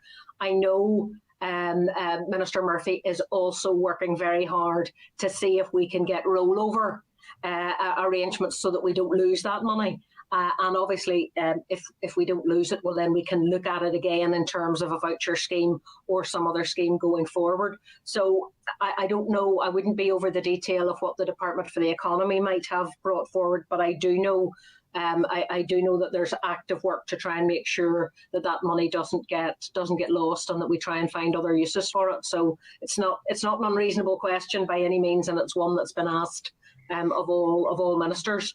I don't know whether either Mark or Andrew are aware of anything specific coming from the Department for the Economy, or whether yeah, I see Mark shaking his head. I think we're all trying to see across the piece whether or not we can make use of this money rather than lose it. But at the same time, I know Minister Murphy's been asking the Chancellor, asking Treasury to allow us to hold on to it, because we are going to need money for recovery. There's no question about that. So he's been making the case, I know, supported by finance officials. Okay, thanks for that. And I want to ask you about the COVID task force, and you've mentioned the cross-departmental membership of that task force. And have you brought in any outside expertise, particularly in around public health? Well, the overall health protection piece is being led by the Department of Health. And with Michael McBride and his team, the Chief Nursing Officer, that's where we are not second guessing the work that is being done by the health professionals. What we are trying to do is supplement the work that's that public health work with work on behavioural insights around adherence and compliance with the public health guidance, with the restrictions. Everybody is very tired of the restrictions. We at least, I think, have had a period where the restrictions haven't changed for a few weeks, and that has been helpful. But we went through a phase where different parts of the island had different restrictions, different parts of the UK, of Great Britain had different restrictions, and the messaging was, had the potential to be confusing. So the behavioural insights work that we're doing to help inform the public health messaging is something that's underway. So that's where the task force, I suppose, has access to resource that the public health officials don't maybe have the time or the access to, and we're looking to see as we hopefully come out of the restrictions. How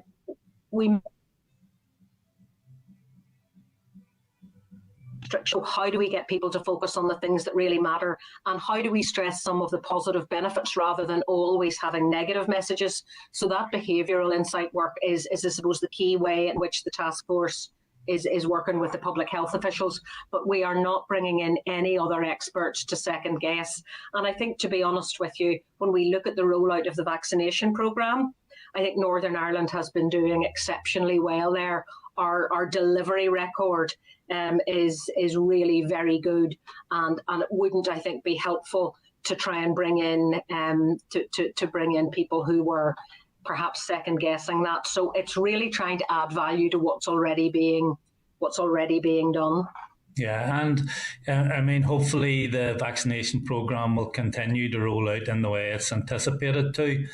My difficulty is that we have ended up in this cycle of lockdowns in terms of the combating the virus and the leadership that has been given by the Department of Health. Has been quite poor. If we benchmark against other jurisdictions, we have done very poorly. People always want to compare us to our nearest neighbour, and why wouldn't they? Because they have performed probably worse than almost any other country in the world. However, there are other countries who haven't had to endure the endless cycles of lockdown, that their economies are performing well. The economies are opened up. The hospitality industry is opened up. Sporting activities have opened up. So we haven't done well. And take one example. Take one example. We had the situation before Christmas where Matt Hancock said that the virus was out of control in the south of England. That the new variant was becoming dominant. We then heard Boris Johnson say it was much more transmissible than the original variant, and that there was a higher mortality associated with it. Yet the advice from the Department of Health was that unrestricted flights into the north here didn't pose any significant risk. Yet now we're in a situation where the UK variant is actually dominant here. Now, it didn't waft in on the eastern breeze. So obviously it did pose a significant risk. And I mean, I accept that the health department has the lead in the response to the pandemic. But what I'm saying to you is they haven't done a good job. And is it not about time some other expertise was brought in to give advice on how we combat the virus? Thanks. So I think it's difficult territory when you're a health professional, and it's easy territory when, like me, you're an observer sitting looking at what's going on in different jurisdictions. I think a lot of jurisdictions have got it worse in terms of their messaging and in terms of their response, and it's been one of the frustrations, I think, for us as officials, that we haven't been able to get a better coordinated response across these islands, both north, south, and across the various devolved administrations in Great Britain. There certainly is a better momentum now in more recent months for a coordinated Five Nations approach. And there's a lot of discussion between the chief medical officers and between leading health officials right across the islands to try and better coordinate restrictions, to make sure that we're not leaving loopholes and that we're not sending mixed messages. But that's difficult work because each jurisdiction wants to tailor its response as it sees best. One of the things the task force has been doing is looking at methodologies in other jurisdictions. What has worked where and why? And could we apply some of the lessons that have been learned elsewhere? So we are doing that piece of work. SIB are helping, Strategic Investment Board are helping us with that piece of work as well. But that's really designed to help inform our public health officials. I think the executive has been very clear that it will take its decisions based on the best public health advice available. So that remains the position. Doesn't mean we shouldn't look and see what others are doing. As you've said, there are other jurisdictions that have taken different responses and been able to open up sporting venues and restaurants and hospitality and so on. But I think the difficulty is, and the sense is at both political level and official level, that unless we coordinate across the islands, we potentially run the risk of we could do everything right in here in the north, but that mightn't necessarily be matched by the same behaviour in the south or in England. And the virus has shown itself to be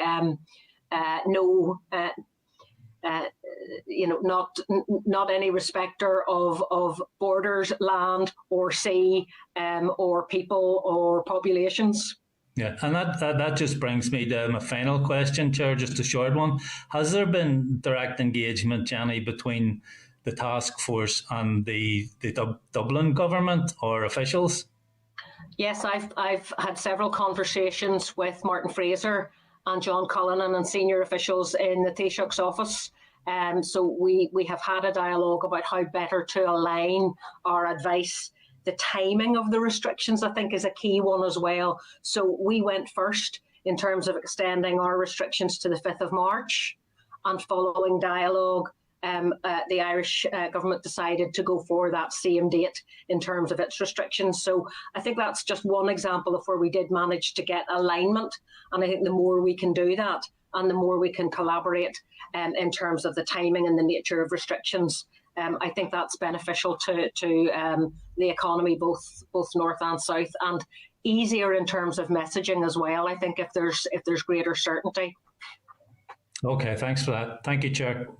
Okay, thank you, Pat. Okay, next up then is going to call Emma Sheeran in, and then just acknowledging that there's nobody else is in. Okay, there's loads of indicated. Yeah, go on ahead there, Emma. Thank you very much, Chair, and thanks, Jenny, for your presentation and the questions that you've answered thus far. I wanted to ask a question. I know we're over a year from NDNA now, and there were a number of agreements set out in NDNA, commitments that were made as part of the process that got Stormont back up and running after the impasse that we'd had for almost 3 years prior to that.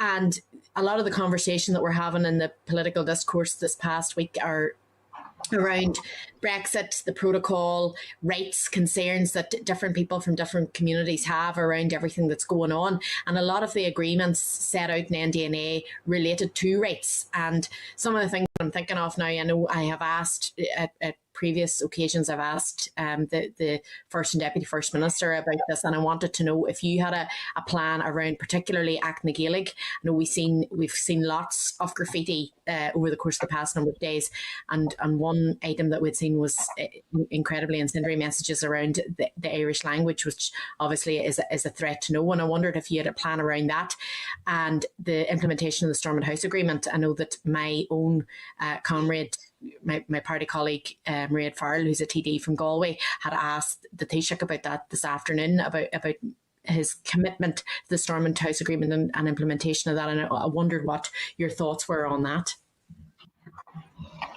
Okay, so the executive clearly has a lot of competing priorities. Those that are in NDNA, those that are in the programme for government, and we have agreed now that there will be, I suppose, for want of a better word, I'll call it a workshop for the executive to talk about priorities and focus on what is deliverable, particularly in light of the difficult budget settlement for the entire Northern Ireland Civil Service. So there are lots of commitments and there are lots of priorities there. Some of those commitments do involve the UK government as well, and we've touched on one of those already. So there needs to be further dialogue there. But I would be hopeful that we would get a better sense of what the executive's programme and priorities will look like once we've had that workshop, because we don't. As you know, we don't have endless resources. A lot of the civil service resources have been, refocused to address the pandemic. So I think the opportunity to take stock, to look at the programme for government priorities, to look at those NDNA commitments, see where we are and see what is possible, particularly in light of the budget settlement, I think would be a good thing, because there are lots of expectations there and lots of commitments that the executive needs to progress. I don't know about the specific point you made about Acna Gaelic, whether Mark, I don't know whether you can. I see you're nodding, so yeah. Hopefully you could give Emma some specifics on that. Yeah, well, clearly the context you've just described, Jenny, is the context in which ministers and officials are all operating in terms of the other key issues that they're facing and the amount of ministerial and other time there is to address some of these issues. But in terms of the rights, language and identity and the three bills, the First and Deputy First have made clear their commitment to have those bills introduced and passed in this mandate. And we have established a division within the department. It's a small division which has taken forward work and the preparatory work that is necessary to allow those bills to come forward and to pass. So preparations have been made around that, and really it comes back into the context of what Jenny has just said around the resourcing and the ministerial time and the assembly time in order to be able to progress that. But First and Deputy First have made clear their commitment, and preparatory work is ongoing on that. Thank you both for that. Sorry, Jenny, were you going to come back in? I was just going to say, the legislative timetable is tight, as you will know, and there are a lot of bills there which ministers would like to be progressed. It certainly was the focus of conversation amongst the Permanent Secretaries Group last week in terms of what can we actually get through given the limited legislative timetable. But as Mark says, the commitment from First and Deputy is there. So we're working on the basis that we will get the go ahead to proceed with those bills. But it does need to come soon because the legislative window is tight. Thanks for that, Jenny and Mark. And I mean, I appreciate everything that you said. I'm on the record, as previously having said, I understand that priorities have to be prioritised. And given the year that we've just had, that no one could have ever anticipated, it's important that people are directing their energies where it is most needed at any particular time. And obviously, COVID has taken over, and now we've got everything that's going on as we actually complete Brexit, and as that has happened. But I'm just conscious because if we're going to move forward in a rights-based society, and if we're going to, when you talk about the three particular bills, we're in we're in a phase now where we're probably in constitutional change, and we can see everything that's happened over the course of the past number of days with the threats of threats, and that led to withdrawal of staff and people talking about things being unworkable. And what we should have is, solutions to that. We should have people trying to find solutions on the ground, and instead of pausing checks and letting things escalate, there should be sort of clear direction from leaders that they're not going to, bow down, or that they're going to engage and work these things through. And I think that those bills are so important in doing that and in protecting identities and making people feel valued within the society. And as we move forward, I think that's important. So I think it's important we don't lose sight of that. I take on board that obviously we're working with finite resources and that we are in a tight time frame, and I get that. The other thing I wanted to refer to as well was just the focus for EQIAs and making sure that all the Section 75, I know that there's a requirement there to pay due regard, and that's happening across departments, and that equality and a rights-based approach is always to the forefront of people's minds. Thank you. Okay, thank you, Emma. Maybe Emma, just a little bit on the back of what you're saying, Jenny. I hear what you're saying there about that there are legislative constraints and there's a heavy timetable. But I sit as a member of the business committee, and we're not seeing much legislation coming from the executive overall to actually be delivered, and so much so that we stripped out the private members' business and adjournment debates and others so that we would just leave simply legislative work, because we understood that there was a considerable amount of it to be done, and to try and make only the necessary work undertaken during the COVID times. Next week, we've reduced down to one sitting, not two, because there isn't enough legislation coming forward from the executive. So maybe you could go back to the department and square that out as you're saying that there's lots of legislation and a backlog and very limited time, and yet we're sitting in the Assembly actually reducing the number of sittings that we're having because there isn't enough legislation coming forward from yourselves. But I know that the Speaker has taken the right to the executive as well, just to seek some clarity on that. So I think we need to get that concept bottomed out, because I've heard that from others as a response to why things aren't happening. And Emma makes a valid point that these things need to take place. So if we've got the time, we just need the nod from yourselves. Thanks, Chair, and I hear the message very clearly. But it is with ministers to decide what legislation is coming forward. Mark has alluded to the readiness within TEO to progress the legislation that we think would fall on our side. But this is across the piece. I think there needs to be this agreement on what will go forward and what the priorities are. But I hear the message back from you. I understand it.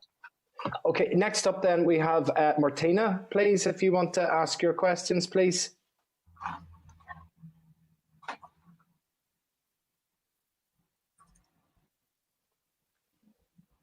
We'll just give Martina a moment to unmute.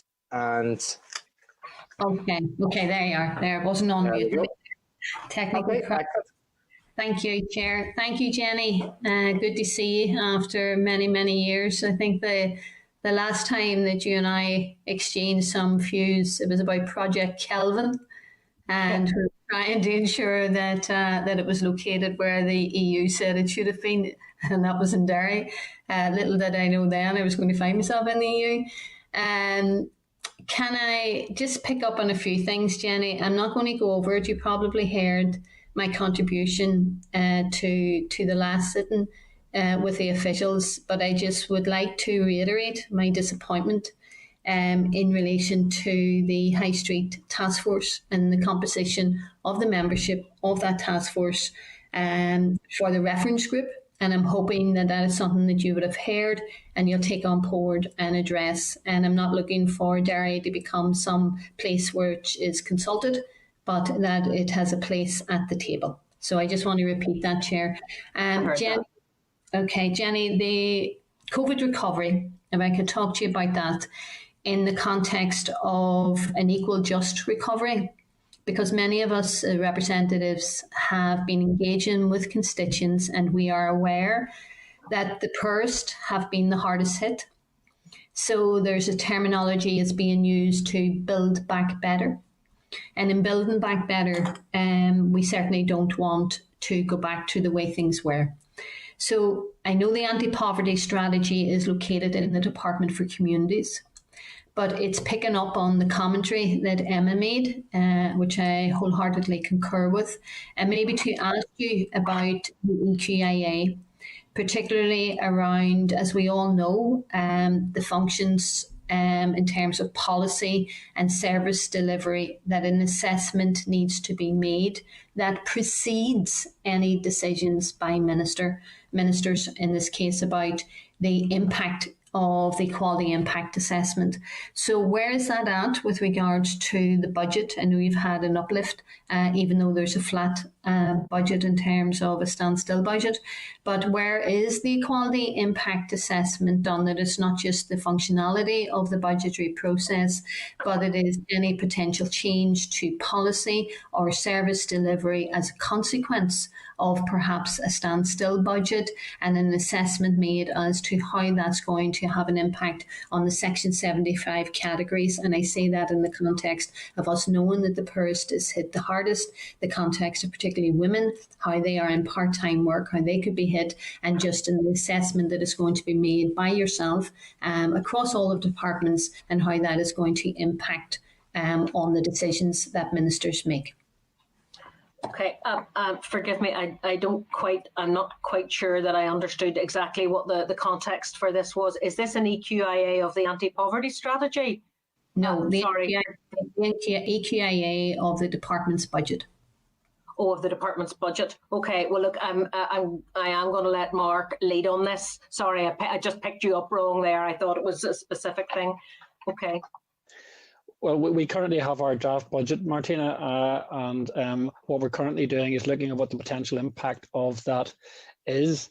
And part of that is looking at how, if we take various decisions, what impact those decisions are likely to have on the different groups that you've just described.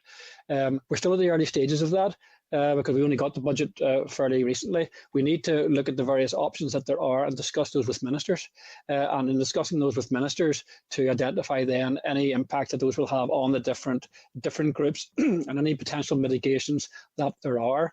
In terms of our budget, I mean, the bulk of our budget, if you set aside things like victims' payments and you set aside historic institutional abuse, which are big, chunky items, the bulk of our baseline budget actually goes on supporting our arms-length bodies, which goes on supporting things like the Victims and Survivors Service, the Commission for Victims and Survivors, on the Equality Commission, on the Community Relations Council, all of which are actually, well, many of those are actually delivering services out which relate to equality. Obviously, the Equality Commission is there providing that advice and support to those who have particular issues and supporting them. Victims and survivors are focused very much on a particular disadvantaged group. We have the CRC and our other funding around good relations, which is trying to develop that work and is impacting across both in terms of religion, but also in terms of deprivation. Because many of the programs are focused on deprived areas, so that is something we have built into our process. We're in the process of doing it. It's not complete yet because, as I say, we're still working through the draft budget. We are looking at what our options are around how we manage flat cash, and it's going to be difficult. And looking at then what those implications would be in equality terms. And I say that will inform decisions that ministers that will then take. Okay, well, I just say, Chair, I think, Mark, you'll be aware that we would like to be kept across the process of the EQIA so that we are informed about what ultimate assessment is going to be given to ministers that's going to precede that decision that is taken by the ministers based on the information. Can I ask, in relation to the protocol, and I know, Chair, you made some opening comments, and Jenny, you had referenced it then when you were talking in your delivery. And is there a role for the executive office, and Jenny, even across departments in terms of your own role as a civil service, to make sure that there's awareness raising? Because the last thing we need is inaccurate information being imparted to people who have obviously got different views and opinions with regards to this protocol.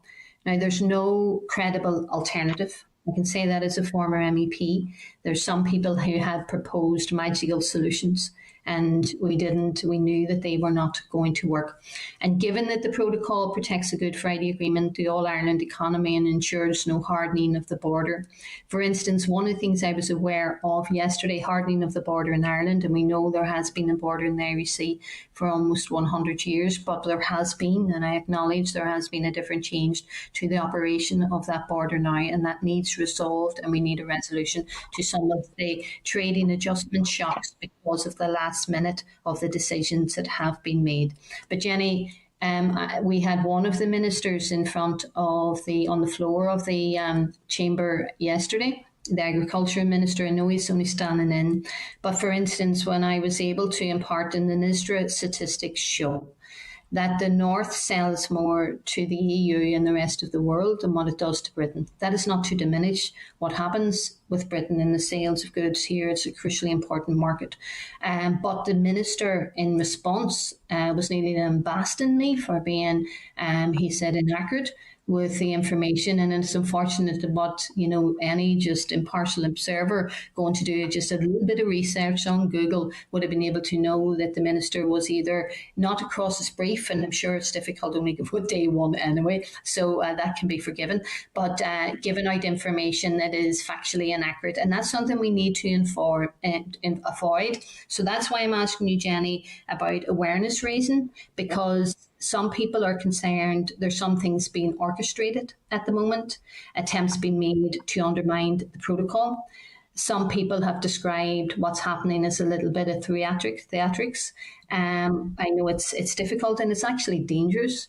Some of the things that is being happening out there, whether it is shows of strength or whatever the case may be, how it is being presented. So we need people informed. We need people getting factual information, and we need to encourage ministers not to be feeding into an inaccurate perception of how things are, so that when they are, for instance, answering MLAs, that they do it from an informed position, that they give accurate information. They might have a different view of how things are rolling out, but if we can, we should encourage that kind of factual, accurate information, and that needs to happen at a ministerial level. Yeah, and look, I wouldn't disagree with you at all on the provision and the need for the provision of consistent evidence-based factual information, and that's absolutely where TEO does have a role, and we do provide that information to ministers. As you know, there is an executive meeting on Tuesdays specifically to focus on EU exit matters. The briefing papers are provided obviously to all ministers, and all ministers will be given the same update on what's actually happening on the ground. There are very regular and thorough readouts of what's happening and what the actual trading figures are, and the factual information and the evidence of what's happening on the ground. I don't know whether or not Andrew McCormick is still here. I can't see him, and I know he has another meeting, but he may, if he's around. Obviously, Andrew's role was created specifically to deal with everything around EU exit. And I would let him come in, just since that is his area, if he's still here. Just very briefly, because I can see the other reading is about to start, but very briefly, I think what you said is the main point. Absolutely right that we work with also through Executive Information Service and all the departments. We also work with colleagues in Whitehall on the provision of information, so that everything is about making clear what is the factual position, what are the issues that businesses, citizens need to be aware of, having very straightforward factual information. Some of that did take a long time to work out, partly because the deal was only done on Christmas Eve. So there are some things that could not be made clear until after that. And then there's further things still being worked on. And of course, there is still work to be done on clarifying, resolving, phasing in all of the work that's currently underway. That means that we need to get a very clear message out. And we've had innumerable cases where businesses have been in touch wanting specific solutions to specific problems. And often that's because there's been a degree of confusion, or something hasn't got through, or messages haven't been picked up. So absolutely right. And we have a team within Executive Information Service who are part of that work, and part of making sure that there's fact available for all.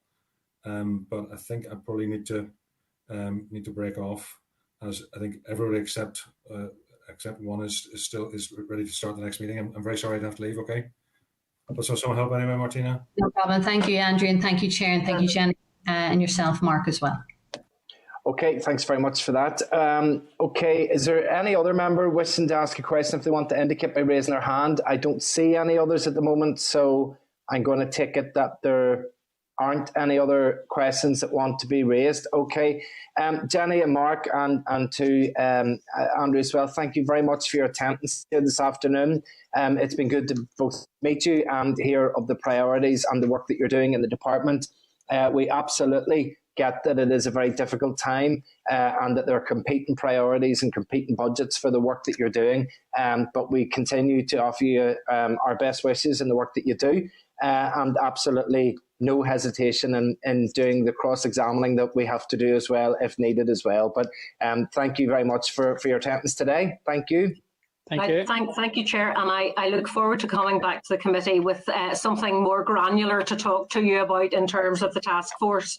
And hopefully we'll have the opportunity to do that in the coming weeks and months. Okay, so thank you very much. Indeed. Thanks, everybody. Okay, members, is there anything that anybody wishes to raise on the back of that? Any correspondence that any member would like to see sent, or are we happy enough just to note what we've... Okay. Happy enough to note then. I think we can move on then to item 7, which is the forward work programme. It is on page 28 of the meeting pack. We have a few items that have, I think maybe some of these have even changed, Michael, because we were talking before the meeting trying to get things slotted in. Do you want to give us an update on that just so that we know? I don't want to get it wrong. Yes, Chair, no problem at all. There's a number of things that we may move around, partly because we've been asked, as you know, as committees to keep business as short as possible because of the current situation. And so we had the Ombudsman, the Public Services Ombudsman was booked in for the 24th of February. The suggestion is to move that to the 17th of February. We have agreed with the department to have them to come up to talk about the programme for government consultation on the 24th. And we'd also penciled in the 24th of March, and also penciled in the 3rd of March for spending plans, but we've asked the department if they can bring that forward to the 24th of February as well. The 10th of March, we had originally asked the commissions to come up and see us again to talk about the dedicated mechanism. We'd agreed last year to have them up every quarter. In order to clear the 10th of March, we're asking the commissioners maybe to come in April time because the Shannon session might take place then, and we wanted to give a lot of time for that because their reporting date is the 31st of March. So a combination of moving a few things around to accommodate things, but also to ensure that the meetings are relatively short rather than being too onerous for everybody. Okay, thank you for that, Michael. Yeah, and I mean, certainly just to highlight that, some of the presentations we kind of know that they're going to be a 45 minutes job, and then we can see others that really members would want to have an hour and a half to be able to implement them. So it's just putting all of those various blocks and places to build up the meetings, that we don't have 3 presentations that are an hour and a half back to back, and then the next week 3 that are half an hour back to back. So we've just taken a few of those and juggled them around, but definitely next week's committee papers will have that all fleshed out whenever we confirm with people. But I suppose something that is of note is really that between now and Easter, we're packed with all of the presentations. Every week has got several presentations in. So thank you for that, Michael. Members, any points that anybody wants to make on the forward work programme? Okay, thank you. Item 8 is the correspondence. There are several pieces of correspondence in the pack. Is there any, are members content to note what's there, and is there any issues that anybody wants to raise with them? Okay, that's fine. Then item 9 is any other business. Is there any other business that any member would like to raise? Okay, we always glide through these bits at the end. It's excellent. Then we can go to item 10, which is the date, time and place of the next meeting. And members, it will be next week, Wednesday the 10th of February. And once again, we will be a virtual meeting via Starlink. Thank you all very much for your attendance here today. And I wish you all a good evening. Thank you. Thank you, Chair. Cheers.